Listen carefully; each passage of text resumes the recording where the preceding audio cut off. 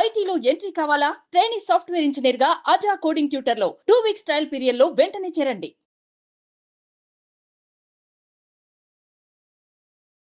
ప్రభుజీ హరే కృష్ణ. హరే కృష్ణ. బ్రహ్మ ముహూర్తం చాలా ముఖ్యమైనది, విలువైనది. అయితే చాలా మందికి దాని వాల్యూ తెలియట్లేదు అనేది ఇప్పుడు వస్తున్నటువంటి మాట. ఇక్కడ అసలు బ్రహ్మ ముహూర్తం అంటే సరిగ్గా సమయం ఏంటి అని అడుగుతూ ఉంటారు కొంతమంది. 2:30 అంటారు, కొంతమంది 3:30 అంటారు. ఈ కన్ఫ్యూజన్ ఒకటి. అసలు బ్రహ్మ ముహూర్తం విశిష్టత ఏంటండి? అప్పుడు అసలు ఏం పనులు చేయాలి, ఏవి చేయకూడదు వివరించండి. జీవుణ్ణి ఉద్ధరించడానికి చేసే పనులన్నీ బ్రహ్మ ముహూర్తంలో చేయాలి. హ్మ్. ఇప్పుడు చూడండి, మనకి సమయం కూడా గుణములతో ప్రభావితమై ఉంటుంది. హ్మ్. ప్రొద్దున పూట సత్వగుణ ప్రధానం అని చెప్తారు బ్రహ్మ ముహూర్త కాలం. బ్రహ్మ ముహూర్తం అంటే ఏం లేదండి, 4-4:30 సమయాన్ని బ్రహ్మ ముహూర్తంగా 4 లెక్కించుకోవచ్చు. నుంచి 4:30 అండి. 4 గంటలు అనుకోండి మీరు. సుమారుగా 4 o'clockకి లేవటం అనేది ఒక హ్యాబిట్గా పెట్టుకున్నాం అనుకోండి. ఇంకా మనకి సూర్యోదయం ఎప్పుడు, సూర్యాస్తమయం ఎప్పుడు క్యాలెండర్లో చూస్తే దానికి ఎగ్జాక్ట్గా 2 గడియలు ముందు లేస్తాను. అవన్నీ అవసరం లేదు. రోజు 4 o'clockకి లేసారనుకోండి, ఇంకా జీవితంలో దానికంటే మంచి అలవాటు ఇంకోటి లేనే ఉండదు. 4-4:30 ఇది చాలా మంచి అలవాటు అండి. మేము ఇప్పుడు సుమారుగా 2012 నుంచి ప్రతిరోజు 3:30-4 గంటలకు లేస్తున్నాం. కాబట్టి మాకు తెలుసు ఆ అనుభూతి. ప్రొద్దున పూట బ్రహ్మ ముహూర్తంలో లేచి ఆ సాధన చేసుకోవటం, దానివల్ల వచ్చే శక్తి, దానివల్ల వచ్చే ఒక భగవద్ అనుభూతి, దానివల్ల మనకి లభించే ఒక పాజిటివిటీ, మానసిక బలము అనేది చాలా విశేషం. మనం వినే ఉంటారు మీరు చిన్నప్పటి నుంచి, early to bed early to rice keeps a man healthy wealthy and wise అంటారు. 3 విషయాలు. ఎవరికి హెల్దీగా ఉండాలి అని ఉండదండి, ఎవరికి వెల్దీగా ఉండాలని ఉండదండి, ఎవరికి వైజ్గా ఉండాలని ఉండదండి. కాబట్టి ప్రొద్దున పూట లేవాలి. అంతేగాని మనం రాత్రంతా సీరియల్లు, సినిమాలు, వాట్సాప్లు చూసుకుంటూ ఉన్నాం అనుకోండి, ప్రొద్దున పూట లేవలేదనుకోండి, సూర్యుడు ప్రత్యక్ష దైవము అని అంటారు. భగవంతుడి యొక్క నేత్రములలో సూర్యుడు, చంద్రుడు ఉంటాడు. స్వామి యొక్క అంశ ఆ సూర్యుడి లోపల అందుకే మనం సంధ్యాబంధనం చేసినప్పుడు సూర్య మండల మధ్యలో ఉండే నారాయణుడికి మనం అర్ఘ్యం సమర్పణ చేస్తాం అనమాట. సంధ్యాబంధనం చేసేటప్పుడు ఆ మంత్రాలు మనం చేసుకున్నప్పుడు ఆ అనుష్ఠానంలోకి వస్తాయి.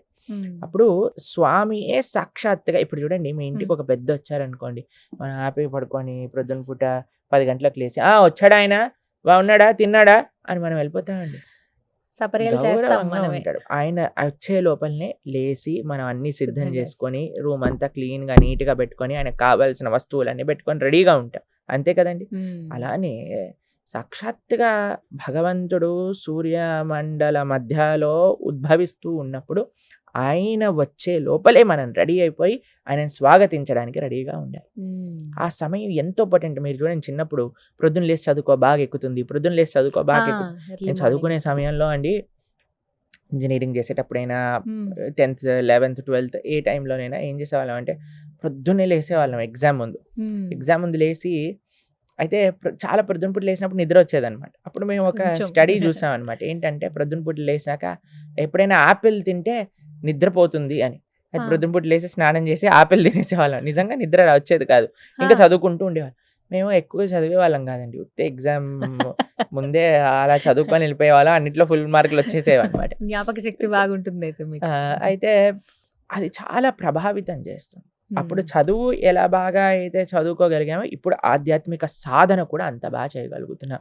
ప్రొద్దున్నే లేచి జపం చేసుకోగలుగుతాం. రాత్రి ఎంతసేపు అయినా వెలుకుని ఉంటాం కానీ తెల్లారి మాత్రం లేవలేమండి అంటారు చాలా మంది. ఎందుకో తెలుసా అండి, దాన్ని రాక్షస ప్రవృత్తి అంటారు. ఎందుకంటే రాక్షసులకు నిశాచరులు అని పేరు. తెలిసినా మీకు? రాత్రిపూట తిరుగుతాయి. ఇప్పుడు చూడండి, ఇంట్లో పిల్లలకి ఏం చెప్తాయి, ఏయ్ రాత్రిపూట అన్ని దయ్యాలు ఉంటాయి, పడుకోండి అని చెప్తాను చిన్నప్పుడు ఉన్నప్పుడు. అదే మనం పెద్దవాళ్ళు రాత్రులంతా తిరుగుతూ ఉంటారు. దయ్యాలు ఎక్కడో కాదు, ఎవరైతే రాత్రిపూట తిరుగుతారో వాళ్ళే దయ్యాలు. కాబట్టి మనము ఒక మంచి మనిషి, ఒక మంచి బిహేవియర్ ఉన్న, డిసిప్లిన్ ఉన్న వాళ్ళు ఏం చేస్తారు అని అంటే త్వరగా పడుకుంటారు. మీకు ఒక విషయం చెప్తానండి, ఇక్కడ ఇండియాలో నేను చూస్తే చాలా మందికి 10-11 కామన్ టైం నిద్రపోవడం. 11:30 12. మీకు ఒక విషయం చెప్తే ఆశ్చర్యపోతారు. ప్రపంచంలో మేము ఎక్కడికి వెళ్ళినా చూస్తాము 6, 6:30, 7, 7:30 కల్లా అన్ని మూసేసుకొని పడుకుంటారు. హా! అంటే సాధారణంగా పల్లెటూర్లలో ఇలా చూస్తాము. ఇప్పుడు పల్లెటూర్లలో కూడా అన్ని ఊర్ల పైన డిష్‌లు ఉన్నాయి కదండీ! వాళ్ళు కూడా నిద్రపోనివ్వట్లేదు. ఎందుకంటే అన్ని తలుపులేసుకొని మెయిన్ ఇంట్లో సీరియల్‌లు 8:30, 9కే కదా వచ్చేవి. అవును. కాబట్టి కరెక్ట్. పల్లెటూర్లలో ఎలా పడుకుంటున్నారు చెప్పండి? హ్మ్. పల్లెటూర్లలో లేదు, సిటీలో లేదు అన్నీ ఒకటే అయిపోయాయి ఇప్పుడు. ఎక్కడ నిజమండి అదైతే. సినిమా ఇంకా ఫోను, టీవీ, ఫోన్ ఎక్కడైతే ఉంటుందో ఎక్కడైనా ఖరాబ్ చేసేస్తుంది. కానీ మేము కరెక్ట్. పాశ్చాత్య దేశంలో చూసాం. ఆస్ట్రేలియా వెళ్ళినప్పుడు మేము చూసాం. అందరూ 7:30 అయిపోయింది అంటే అసలు ఏదైనా కర్ఫ్యూ ఉందా అని అనిపిస్తదనమాట. అలా ఆ! ఉండిపోతుంది. అందరూ పడుకుంటారు. లైట్‌లన్నీ ఓహ్! ఆఫ్ అయిపోతాయి. హ్మ్. ప్రొద్దున పూట అందరూ లేసి ఎంతమంది మేము సంధ్యావందనం చేసుకోవడానికి వెళ్తూ ఉండేవాళ్ళం అనమాట నదీ తీరానికి. హ్మ్. అప్పుడు అందరూ కూడా జాగింగ్ చేస్తూ ఎంతమంది ఎవ్రీబడీ ఈజ్ సెల్ఫ్ కాన్షియస్. నేను ఆరోగ్యంగా ఉండాలి, హ్మ్. నేను బాగుండాలి, త్వరగా పడుకోవాలి, త్వరగా లేవాలి, ఎక్సర్సైజ్ చేయాలి. హ్మ్. మన వాళ్ళకి ఎప్పుడు చూసినా ఎంత లేట్ నైట్ అయినా ఏం పర్వాలేదు. కానీ అందుకే చూడండి మన వాళ్ళకి డిసిప్లిన్ మెల్లమెల్లగా పోతుంది. ఎందుకంటే మనం పాశ్చాత్య అలవాట్లు అని అనుకొని మనం ఇలా తయారైపోయాం. వాళ్ళు మాత్రం ఉద్ధరింపబడుతున్నారు. వాళ్ళు యోగా హ్మ్. మెయిన్ అద్వా అమెరికాలో ఇలా చేస్తారా? అన్నిటికంటే మెయిన్ ఏంటి అంటే యోగా, మెడిటేషన్, కీర్తన్. హా!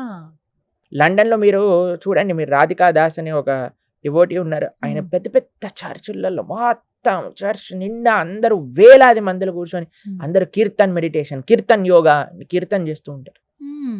కీర్తన్, మెడిటేషన్, యోగా ఈ యోగా. 3 ప్రపంచ వ్యాప్తం అయిపోయాయి. హ్మ్. అందరూ భారతదేశానికి ఈ 3 నేర్చుకోవడానికి వస్తున్నారు. మనవారు మాత్రం రాత్రిపూట ఓటీటీలో ఆ వెబ్ సిరీస్ చూసుకుంటూ టైం గడిపేస్తారు. హ్మ్. ఇంత ఏమన్నా విచిత్రంగా కొన్ని ఉంటుంది. టిప్స్ చెప్పండి ప్రభు. ఎర్లీ మార్నింగ్ ఏం లేవాలి లేదు, ఫోన్ అంటే తీసి అవతల పడేయండి. 8:30 అయిందంటే ఫోన్ స్విచ్ ఆఫ్ చేసేసండి. ఏమి ప్రపంచం మునిగిపోదు నువ్వు ఫోన్ ఆఫ్ చేయటం వల్ల. అది గుర్తుపెట్టుకోవాలి. టెన్షన్ అందరూ పడిపోతాం. అనుకుంటారు వామ్మో నా ఫోన్ లేకపోతే, నేను ఫోన్ ఆన్సర్ చేయకపోతే, నేను మెసేజ్‌కి రిప్లై చేయకపోతే ఏమవుతుంది? ఏమీ అవ్వదయ్యా. ఏమీ అవ్వదు. మనం కంట్రోల్ కాదు, భగవంతుడు కంట్రోల్ చేస్తున్నాడు ఈ ప్రపంచానికి. ఒక టైం పెట్టుకోండి. వాట్సాప్‌లో స్టేటస్‌లో పెట్టండి. ఒక ఆయన చూసి from today I am not going to use WhatsApp for next 3 months అని పెట్టాడు. ఆహా! మళ్ళీ నెక్స్ట్ డేనే వాట్సాప్ స్టేటస్ పెట్టాడనమాట. అలా కాకుండా మీరు ఏం చేయాలంటే ఒక వాట్సాప్ స్టేటస్‌లో పెట్టండి. మీ డిస్‌ప్లే పిక్చర్ పెట్టుకోండి. ఏంటి అనంటే after 8:30 I will be not answering any of the messages and calls. హ్మ్. కనీసం ట్రై చేయండి మీరు. హ్మ్. మీకో విషయం చెప్తానండి.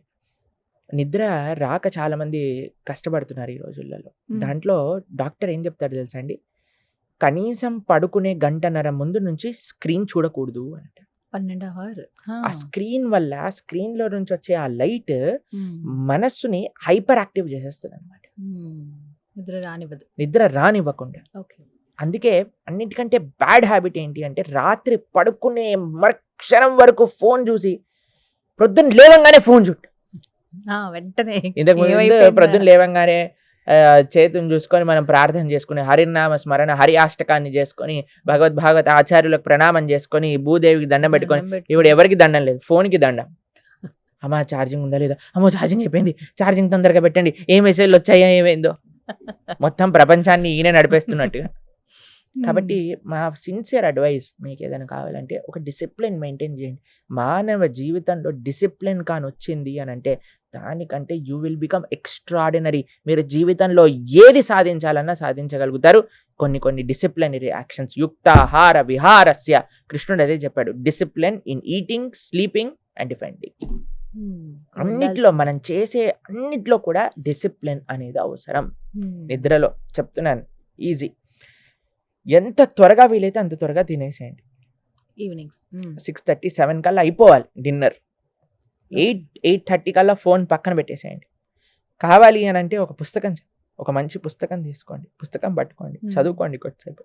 మీ పనులు చేసుకోండి. మీ ఫ్యామిలీతో మాట్లాడండి. ఫోన్ ఉన్నంతసేపు చాలా సార్లు ఇప్పుడు చూస్తాను నలుగురు కూర్చుంటారు. నలుగురు 4 ఫోన్‌లు పట్టుకొని పిల్లోడేమో కార్టూన్ చూస్తూ తింటుంటాడు. ఈయనేమో న్యూస్ చూస్తూ తింటుంటాడు. ఆవిడేమో నిన్న సీరియల్ మిస్ అయిపోయిందని సీరియల్ చూస్తూ తింటూ ఉంటుంది. ఇంకొక ఆడేమో అందులో ఏదో వెబ్ సిరీస్ చూసుకుంటూ తింటూ ఉంటారు. ఏంటండి అసలు మనం ఇప్పుడు ఎవరికి ఎవరికి వాళ్ళు. టైం ఇస్తున్నాం చెప్పండి? ఇంట్లో హ్మ్. ఉన్నట్టే ఉంటున్నాం. కానీ ఫోన్‌తోటి కాపురం చేస్తున్నట్టు అయిపోయింది. ఫోన్ రూల్ చేస్తోంది అందరిని. అలా అయిపోయింది. కాబట్టి ఫోన్ దూరం పెట్టేసేయండి. టీవీ ఆఫ్ చేసేయండి. అన్నిటికంటే బెస్ట్ విషయం అంటే టీవీ ఛానల్ వైర్ తీసేసి పీకేసేయాలన్నమాట. హ్మ్. మా అమ్మగారు చిన్నప్పుడు ఏం చేసేవాళ్ళంటే ఎగ్జామ్‌లకి 3 నెలల ముందు టీవీ వైర్ తీసి బయట పడేసేవాళ్ళన్నమాట.